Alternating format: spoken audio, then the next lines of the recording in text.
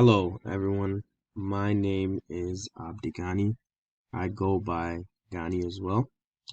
And this is my presentation, and it is called Pressure of College, Life or Death. I decided to do my project on college pressure. The reason I chose this topic is that it has become extremely relevant in the past few years. The rates of suicide has risen to an all-time high, not only because school was hard, but now students are trapped inside due to COVID, and it is literally driving them to insanity. Now, let's get into the topic. What is the issue? The issue is that nowadays students are being pressured in every aspect of life. Schools are constantly putting pressure on high school, and the fact that every student needs to get into a good college, a huge deal. Now, these kids feel as if they have no other choice but to reach for the moon. These kids are constantly told that failing is not an option, and they fear failing. They come home and get yelled at for not having good enough grades, and they go to school feeling like a failure. Sometimes these students push themselves so much because they are afraid to fail that they end up staying up late or even overeating. This just causes more and more issues down the line and can even lead to extreme, even to the extreme of suicide. So now I wanted to touch on the five main points of where the issue is coming from. So the first one is the pressure of getting into a good college. The second one is once in a good college, students struggle with getting through college. Number three would be pressure from parents. Number four would be pressure from peers. Number five would be pressure from social media and the world in general. All right, starting off with pressure of getting in. For me personally, I think all of the high school problems start in I think all of the problems start in high school, especially during senior year of high school. That is the time you are filling out your college applications and waiting for responses from colleges. The crazy thing is that a lot of people feel this pressure of getting into a good college at an extremely young age. So it didn't just start at senior year, but even to some extent as young as 10 years old. The college application process is extremely stressful. First, you have to worry about getting a high GPA and a high ACT score to even be considered into getting into a good college. Not only that, they also want to see that you do extracurricular activities on the side to show that you can juggle multiple things at once. And what determines it all is the ACT, which is a standardized test that is about 3 hours long, testing what you have learned in the last 12 years of your life. And a lot of people aren't good with standardized tests, so it's crazy to think that this may determine what you will be doing the rest of your life. So if you don't do well on that, you will have either stress, you will either stress more on retaking it or settle for a community college. All of this plays a huge factor in the pressure of getting in. Some students even go to the extent of writing an appeal letter before the college even makes a decision uh, on their application because they know how important it is to get accepted.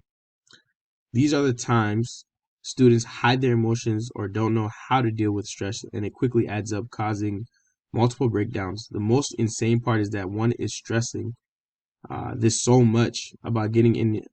Imagine how much more stress this person will endure during college. After some research, what really stuck with me was that one doctor said something along the lines of, "This is trouble. This is troubling because there's more evidence that's academic success. This is troubling because there's more evidence that academic success doesn't necessarily predict that of a thriving career." Basically, that was saying you're stressing all of this, and you might not even have a great job in the end.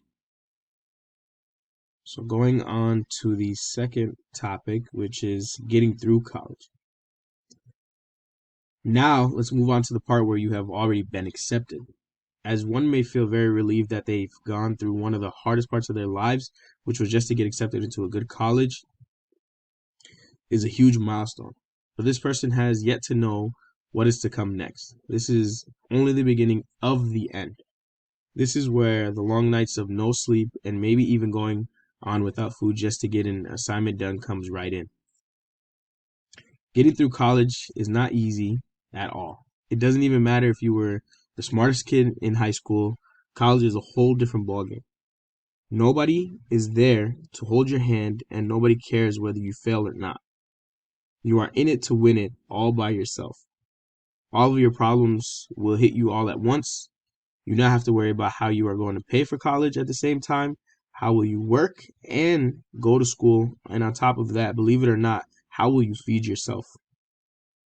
During people's first year, they gain up to 15 pounds, hence why they call it the freshman 15. All of this is due to overeating to combat stress, but it just turns into fat and causes depression and laziness.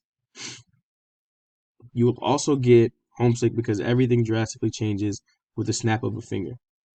You become an adult with multiple responsibilities without a warning or any previous training. So, moving on from to pressure from parents. You are already stressed about paying for college, getting your assignments in on time, and you're stressed because you haven't had any good sleep in days. To add to the frosting of the cake, your parents constantly call you and nag you on why you should be doing better, way better in school. Pressure from parents is real. A lot of students are going to school and finishing school just to please their parents and say, "Hey, look, I got a degree. Now leave me alone." And even for the ones who want to go to college, their parents are constantly calling them and nagging about grades, but don't understand the struggle the student is going through. From a personal point of view, I was pressured every day by my parents to do well in school. Coming from a family who nobody has ever gone to college, and I was the first, I was constantly told that I need to do good in order to survive in this country, and if I didn't do good, I'd end up in a poor welfare system that is not very kind to people of color, which basically is a rat race in which you will be chasing your own tail until you die. On top of that, I was juggling work, taking care of my siblings, going to school, and also religious studies on the weekend. All of this took a toll on me.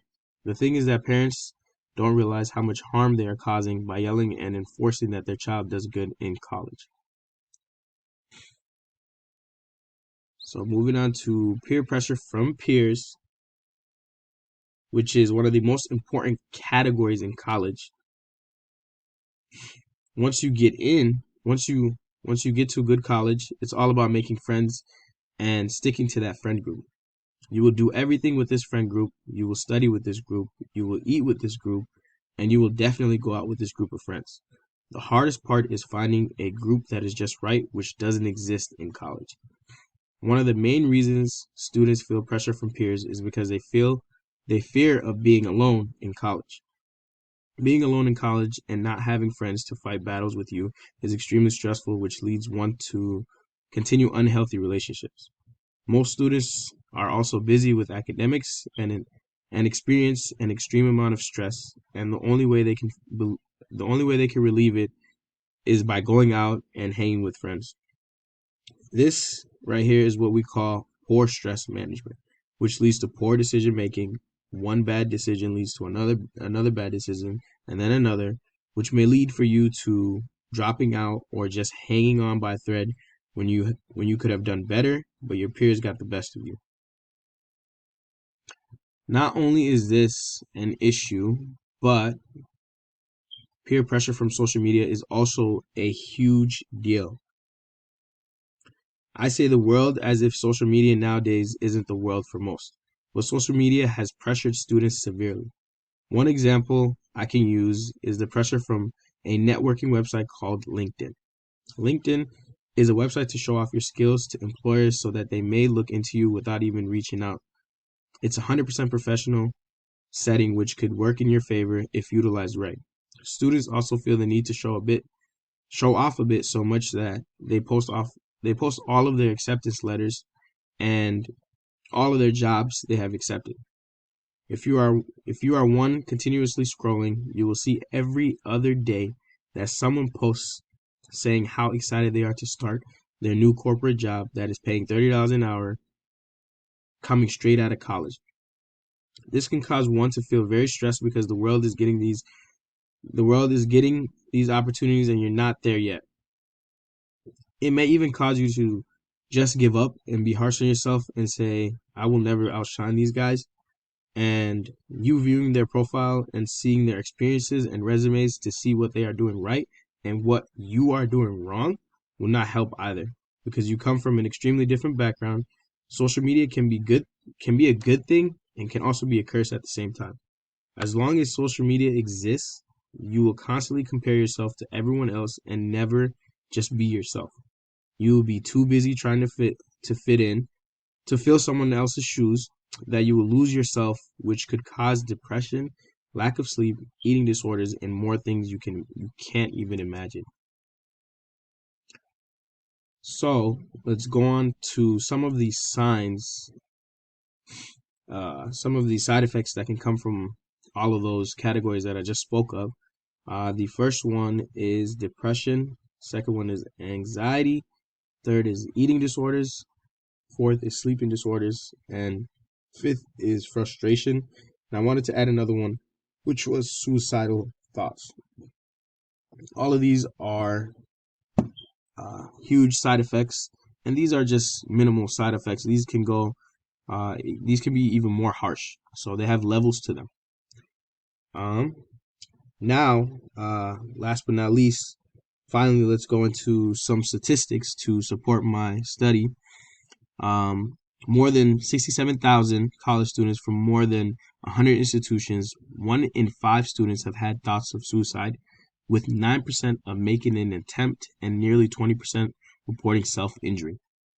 1 in 4 students reported being diagnosed with a mental illness. Suicide among girls ages between 15 and 19 doubled from 2007 to 2015, when it reached its highest point in 40 years, while the suicide rate for boys ages 15 to 19 grew by 30% from 2007 to 2015. Meanwhile, suicide is the second leading cause of death for young people between the ages of 15 and 24. Continuing on down, I'm just going to highlight a few of the statistics that I found very extremely interesting, which was 20% of students reported going through 6 or more stressful experiences in the past year. 87% of students have expressed stress during their college years, and this is a huge percentage. This is almost all the students in college. 87% is high, and you can only imagine how much more it would have been if a lot of people took this survey. 45% of college students claim to go through more than average stress. 63% of American college students report health-related issues as the main stressor. Only 11% of students in the U.S. sleep well. 68% of students in four-year colleges in the U.S. live away from home, which triggers stress and trauma. 60% of college students worry about not having enough money to pay for their studies. So these are just some of the statistics, and the statistics list goes on and on and on. It does not end here. These are just some of the ones that I found extremely interesting. Mainly the 87% of students have experienced stress during their college years. I think everybody can relate to this, whether you are just starting out college or whether you are in the middle or whether you are finishing. And I just wanted to end with some references. Thank you.